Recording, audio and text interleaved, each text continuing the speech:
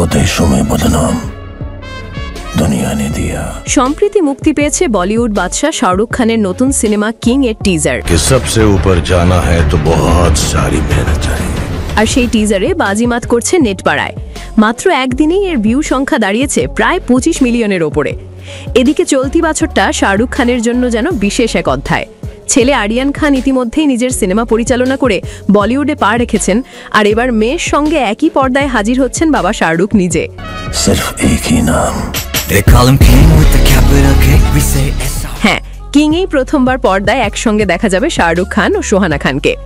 একই ফ্রেমে বাবার তেজ আর মেয়ের নতুন আগমন, এটি নিঃসন্দেহে হবে এক ঐতিহাসিক মুহূর্ত। টিজারের শুরুতেই শোনা যায় শাহরুখের সেই গভীর ভয়েস। কতটা খুন করেছি মনে নাই, ভালো লোক না খারাপ লোক কখনো জিজ্ঞেস করিনি।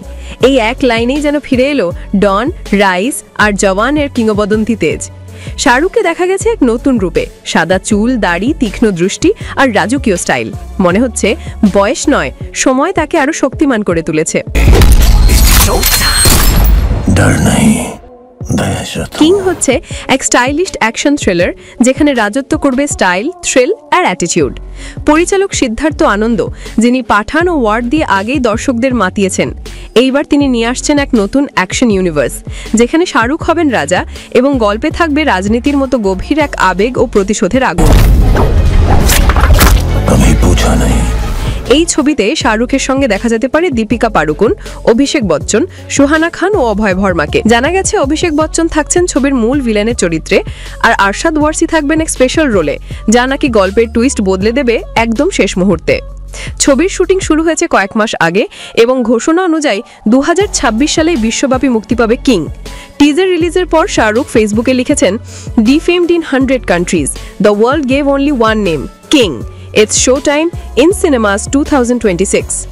বাংলায় শত দেশে বদনাম হয়েছে আমার, দুনিয়া একটাই নাম দিয়েছে কিং। দেখা হবে 2026 সালে প্রেক্ষাগৃহে। এই এক পোস্টেই যেন গোটা নেট দুনিয়া আগুনে ফেটে পড়েছে। শাহরুখ খান মানেই এক আবেগ, এক শক্তি, এক কিংবদন্তি। আর কিং হতে যাচ্ছে সেই আবেগের পুনর্জন্ম, যেখানে পর্দায় ফিরবে রাজা আর প্রমাণ করবে কিং কখনো বুড়ো হয় না, শুধু আরো ভয়ঙ্কর হয়ে ফিরে আসে। बस उनकी आंखों में एहसास देखा कि ये उनकी आखिरी